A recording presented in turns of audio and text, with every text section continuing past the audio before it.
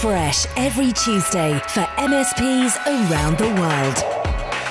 This is Paul Green's MSP Marketing Podcast. Here we go then for episode 47 of the podcast. Here's what's coming up on this week's show. Managed service providers can start to look at are these other systems that are now connected to the network. They can monetize that. We've also got a great book suggestion from Mark Copeman of Helpdesk Habits. That's coming up at the end of the show. I'm going to tell you about a couple of books about hacking that I've read and loved, and you're going to love them as well. And also on today's show, we're launching a brand new competition for the whole of October. It's a chance for you to win one of 3 top prizes, including a free marketing consult with me. Paul Green's MSP Marketing Podcast. As lockdowns kind of eased a little bit here in the UK, it's been lovely actually just chatting to other people again, and particularly when my daughter started school a few weeks ago, around about the middle of September, because I got to catch up at an appropriate social distance. I got to catch up with some of my business-owning mum and dad friends that I meet at the school. So my daughter's in the last year, she's in year 6 of her primary school, and I've got to know a whole bunch of people there. So it's lovely just sort of standing in the playground and having a little chat 2 meters apart. And one of the parents I was talking to just the other day was actually talking about how their business has been affected during lockdown. They've really suffered a little bit. Can't remember what kind of business they're in. It's something dull and services based, but they struggled, really struggled. What it sounds like is actually they've really struggled to pivot, and I know it's a cliche, but we all understand what I mean by that. They've struggled to adapt to the circumstances, and they're still doing the things that probably worked for them for the last 20 years, which just aren't working for them anymore. It's a real, I don't know, it makes you feel kind of awkward when you're having that kind of conversation with a business owner, because we all know how that business is going to perform in the next 12 months, and the chances of their business being here in 12, 24 months time is, I don't know, it doesn't seem very likely. Anyway, I'm going to have a chat with that person and see if I can help them in some way. But the point I was going to make was they said to me, as you do when you're trading business stories, how's your business been during the lockdown? And I said, well, actually, we've had a pretty good lockdown. So we took a bit of a revenue hit at the beginning because a certain percentage of our revenue was based on events, which we suddenly couldn't do. But we've pivoted, we've adapted, we've launched some online training, we're doing Zoom MSP masterminds now. And in fact, our service, the MSP Marketing Edge, has more clients than it's ever had before. And this business owner, a friend of mine, he said, "God, you're lucky, aren't you?" And that made my blood boil. That really made my blood boil, because I don't really believe in luck at all. I believe that we make our own luck. And I had to kind of calm myself and retort to him and say, luck has nothing to do with it. You make your own luck. In fact, luck is when preparation meets opportunity. And really, that's all that happened to my business. We had a little bit of bad luck, as we all did when COVID first came in and lockdown first came in, but we were prepared. We were ready with a whole series of things that we could do, that we were planning to do anyway. And all that lockdown did was created a massive opportunity, a shift in the market, and an opportunity for us to go ahead and roll those things out and change what we were doing. And it's worked very well, because we've worked very hard at making sure that it works very well. And I hope that your business has equally pivoted and changed and has adapted to the new market circumstances that we are surrounded by. So let me repeat that phrase again. I do not believe in luck. I believe that luck is where preparation meets opportunity. We create our own luck. And if you look at the businesses that are doing well right now, regardless of what's happened to them with all of this lockdown stuff and COVID and all of that, those that are doing well are well prepared. They implement fast. They get things done fast. They change. They pivot. They do different things fast. I think business in 2020 is not about big beating small anymore. Because if you look back at business in the 70s, 80s, 90s, that's what it was all about. It was about big businesses beating small businesses. In 2020 and going forward from this point, it's about fast businesses beating small businesses. If you can be faster than your competitors in the way that you change, in the way that you implement, in the way that you market, in the way that you just run the business, if your whole attitude is one of speed and getting on with it and getting things done and rah, then you have a much greater chance of winning, because you can change quicker than they can. You know, business doesn't operate at the speed that it did all those decades before. Blimey, I would say that business doesn't operate at the speed today that it was operating at this time last year. Things seem to be moving faster and faster and faster. And that's not always a pleasant thing. You know, the always-on culture that we all fall prey to is not great for our work-life balance. It's not great for getting away and enjoying our lives and making sure that we actually live some life in the work-life balance. But it does create an opportunity for us, for me, for you, and for everyone who runs their own business. And that is to be faster than your competitors. And what you need to do is set your business up so that you are prepared for change. Because you can guarantee there will be more change. We've got probably the greatest world recession we've ever known in our living memory anyway. That's on the way. That's going to come at some point. It's not going to be devastating. We're not going to be wandering around the streets with wheelbarrows of cash just to buy a loaf of bread. Well, we hope we're not. But it is going to have an effect. You're going to lose clients. I'm going to lose clients. Everyone's going to lose clients. There's going to be a lot of unemployment. There's going to be a lot of difficult times for a lot of people. And I feel very sorry for those people. But there's also going to be a huge number of winners. And I want you to be one of those winners. I want your business to be fast enough, to be prepared enough so that when opportunity comes knocking, you're ready to jump on it and go for it. And that's why I'm so excited that you're listening to a podcast like this, because this is exactly the kind of stuff that we focus on is how do you win? How do you beat your competitors? How do you take advantage of all the good things and the bad things that are happening out there? In every bad situation, there is opportunity. And maybe a lot of that is about mindset. As I'm saying this, I'm thinking, do you know what? Maybe this is about attitude more than it is about anything else. So what do you do if you don't have that attitude right now? Well, attitude is a choice. That's what I believe. I believe we can't choose what happens to us, but we can absolutely choose how we react to it. This is something I'm telling my 10-year-old all the time when she's inevitably let down by the day's disappointments. You can't control what happens to you, but you can control how you react to it. And maybe that should become a mantra for your business over the next couple of years. We're going to roll with the punches. We're going to take the bad things when they come. But you know what? We're going to hit back faster. We're going to hit back harder. We're going to make something of this. And this business is going to be exciting and bigger and more aggressive when we come out of whatever it is that we're going into, because we're going to move faster and implement more than anyone else. It's an exciting journey, and I am genuinely delighted that I, through this podcast, and maybe even if we're doing some work together, can be a part of your journey. Here's this week's clever idea. I've got a couple of book suggestions for you this week, and before I tell you what they are, it's really important you remember that I am not a tech. I am only slightly above the technological ability of your average client. I love technology, I love gadgets, and just how the internet has completely changed the way that we do business forever. But ultimately, I'm not a technology person. I'm not the kind of person that looks at setting up a new Windows 10 machine and, I'm not rubbing my thighs with pleasure when I've got that kind of task to do. That's actually a drag for me. It's a bit of a pain. And yet the books I'm about to recommend to you are kind of techie books. They've been recommended to me by a couple of clients, one of them a certified ethical hacker, and they are brilliant books. Now, you may have read or listened to them already, but the first of them is called Ghost in the Wires by Kevin Mitnick. Go back to the late 1990s, and Kevin Mitnick was the FBI's most wanted hacker.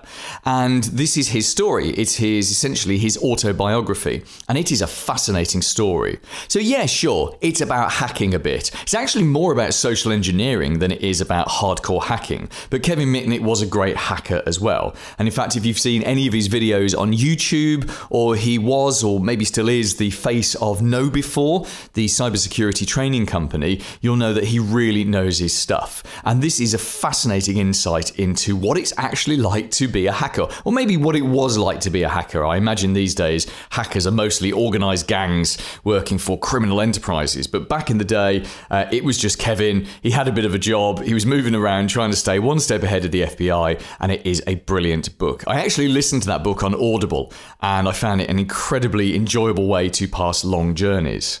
Now, the other book I've got to recommend for you, I've only just started. Again, I've done this on Audible, but it's called Sandworm, A New Era of Cyberwar and the Hunt for the Kremlin's Most Dangerous Hackers. And this is kind of like a true life thriller.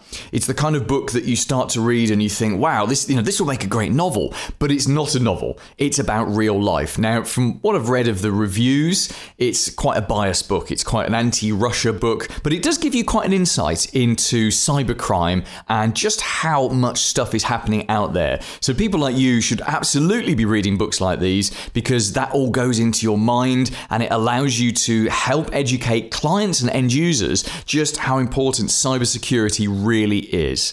So I'm listening to that one on Audible while I'm out running. Again, I'm enjoying it so far, and it's a highly recommended read from me. Paul's blatant plug. Not so much of a blatant plug this week as it is a chance for you to win some very cool stuff. You see, we are coming up to the 1-year anniversary of this podcast. We launched on the 5th of November last year, 2019. No idea that it was going to be such a crazy year this year. And so to celebrate throughout the whole of October, we are running a competition with 3 cool prizes. The third prize is we'll give you £100 or the equivalent in your local currency to spend on Amazon. And I'll give you my book list as well. So some recommended business and marketing books that you could buy, or you could just go off and buy stuff for your family. It doesn't really matter what you do with that. But £100 to spend on Amazon is the third prize. The second prize is I'm going to give you a copy of my best-selling video training course. It's called the MSP Net Profit Masterclass. Now you can see details of this on my website. If you go to paulgreensmspmarketing.com/masterclass, you'll see it's a whole series of videos sent to you across 21 weeks. And over that time, we look at every single element of your business that you need to improve to, frankly, to get more new clients, to sell more to those clients, to maximize your marketing, and to really, really push your sales. Now, this is the best-selling video course that I've ever done, and we sell this on the website for £799, which is about $1,000. The second prize for this competition is that video series. We'll add you into that, and you'll get all of those videos and all the support that goes with it from me. Now, the first prize is priceless because it's a marketing consultation with me. You and I will jump on a Zoom and we will have a one-on-one marketing consultation based on your business. And I will give you a bespoke marketing strategy to help you grow your MSP. So we've got 3 really awesome prizes there. And to enter, it's very, very simple. All you have to do is tag yourself on a specific post on my LinkedIn. I'll be honest with you, from a marketing point of view, I'm trying to kill 2 birds with 1 stone here. I'm trying to promote the podcast, and also if I can get a couple of 100 people tagging themselves on a specific post on LinkedIn, that's going to get my LinkedIn content in front of more people. I do love a double win on marketing, don't you? So if you want to find that LinkedIn post, we've set up an easy redirect to it. All you got to do to enter the contest is go to paulgreensmspmarketing.com/win. paulgreensmspmarketing.com/win. That'll take you to LinkedIn, and there'll be that specific LinkedIn post telling you that you've just got to comment on the post and you're in that competition. Good luck. We're going to be running this through the whole of October, and we'll be announcing the winner in a podcast in November. The big interview. So my name is JB Fowler. I'm with Domotz Incorporated. Domotz is a remote monitoring and management platform. So one of my favorite subjects to talk about is selling more to your existing clients, because most MSPs are quite focused on getting new clients, and yet I believe there's more net profit to be made faster by selling more to your existing clients, which then of course leads on to the question of what do we sell them? Now, JB, right. You've got a whole series of additional revenue streams that you think that MSPs should be selling to their clients. Can you give us some examples of these additional revenue streams? Well, the traditional managed service provider today is typically focused on monitoring and managing the endpoints. And we think about endpoints as being the PCs, the laptops, the servers that are in these systems. But I think first and foremost, one of the important parts that managed service providers should be dealing with as well is the network infrastructure itself, the firewalls, the managed switches, the wireless access points, the gateways that these endpoints are sitting on. That is a critical component to the customer's network. Furthermore, what I think that managed service providers can start to look at are these other systems that are now connected to the network, connected to their network. They can start to monetize these. A couple examples: camera monitoring for security systems, even the access control systems that go to these businesses or these stores that are out there. Another very important topic, very relevant to at least 2020, is unified communications. Right? So these are systems like video conferencing.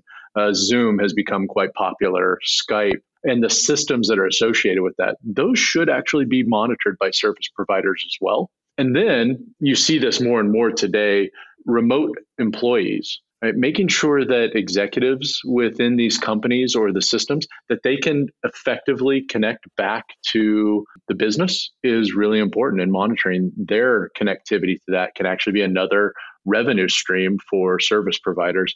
And another important side of what service providers can start to monitor is actually digital signage. Digital signage comes in the form of many different things. It could be menus within retail settings or franchises. It can be audio-video distribution systems within stores or within gymnasiums. But also, we're starting to see, again, more and more auto attendants. So rather than having a secretary or somebody at the front looking at who signs up, we're starting to see this more digitized.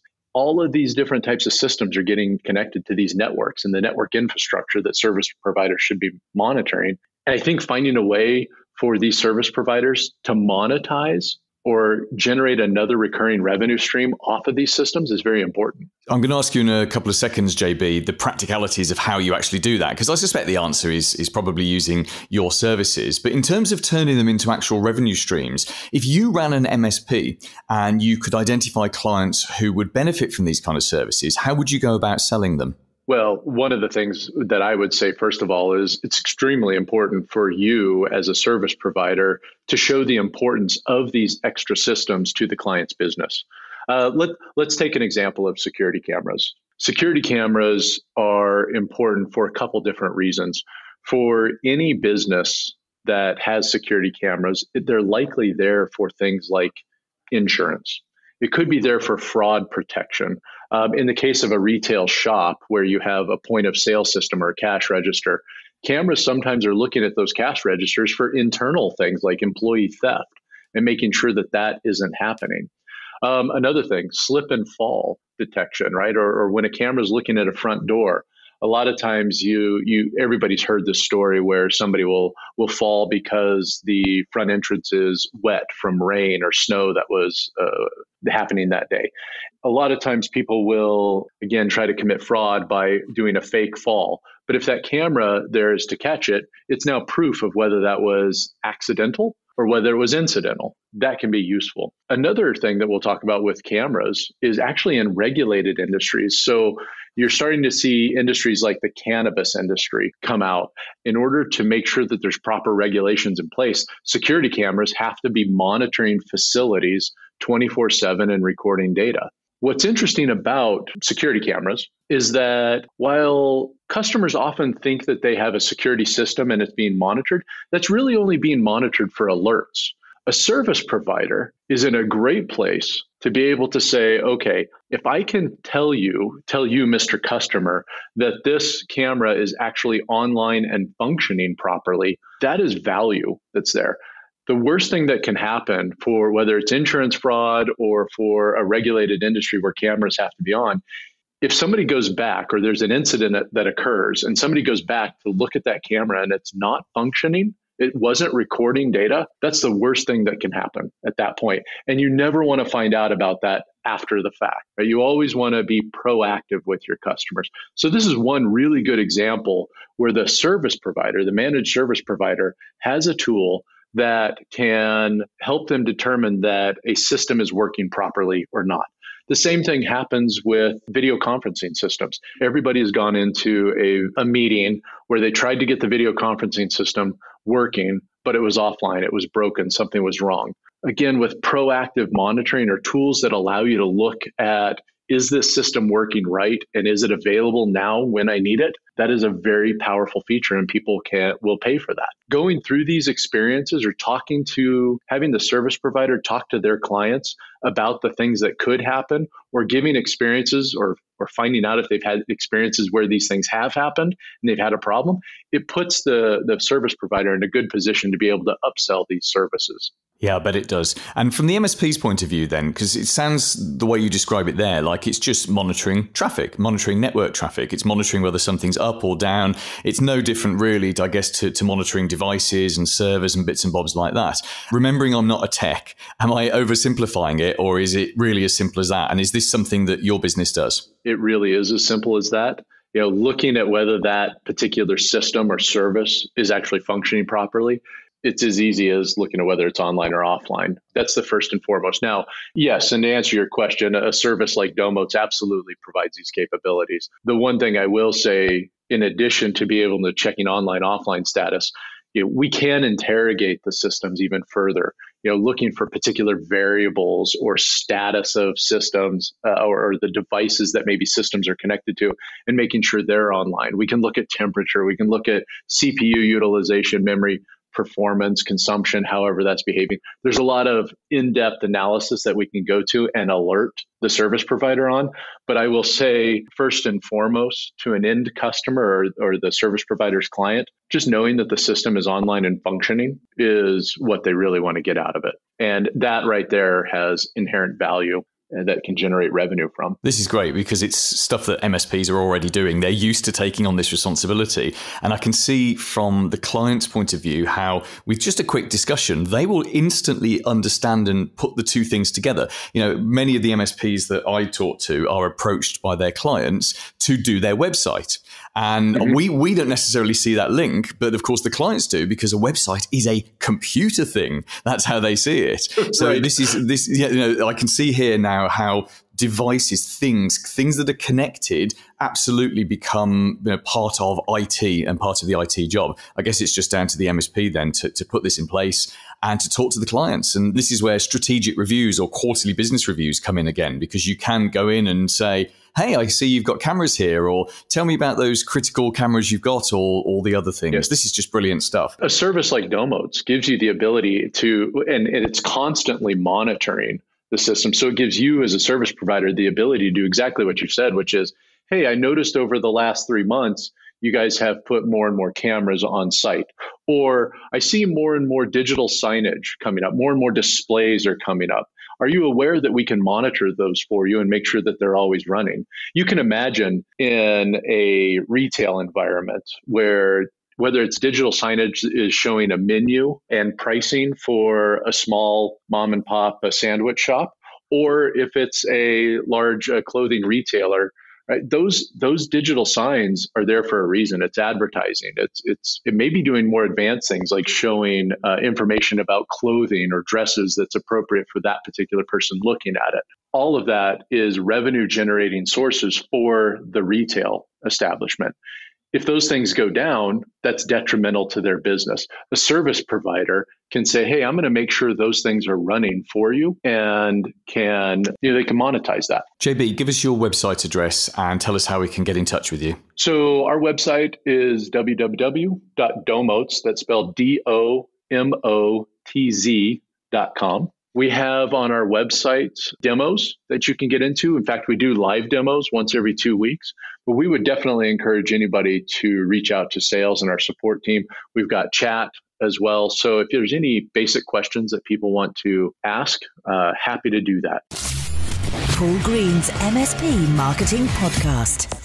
This week's recommended book. Hi there, Paul. It's Mark Copeman here from Helpdesk Habits. I hope you're well. I would like to recommend a book by Daniel Priestley. It's one of 3 in a series that he produced. And my recommendation is Key Person of Influence. I first read this about 2 or 3 years ago, and it really did change the way I think about how to get yourself out there and how to get yourself known. And he has within the book a number of processes to help you become more known in your niche and attract referrals and recommendations and so on. I have to put it down to Daniel. It's the reason I have now written 2 books. It was very inspiring for me to read his story, his process, and I've also seen him on his Team Dent live conferences, which I have to also recommend. And I'm not on commission here, Paul.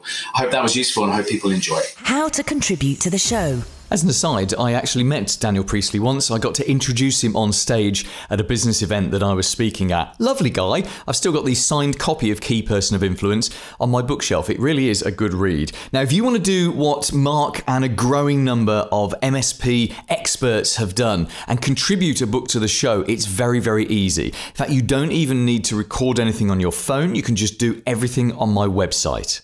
If you go to Paul Green's mspmarketing.com/podcastbooks, all the instructions are on there. You can record it directly on the page without needing to download any difficult software. And there's even a convenient list of books that have already been suggested.